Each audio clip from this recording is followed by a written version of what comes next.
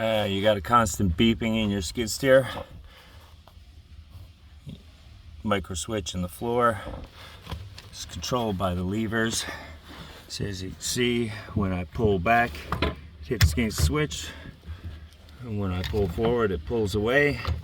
So either that switch is made all the time due to adjustment, or the switch is gone.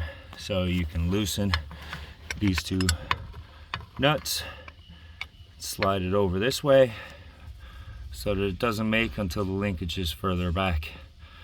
And if that doesn't correct your problem, replace your micro switch.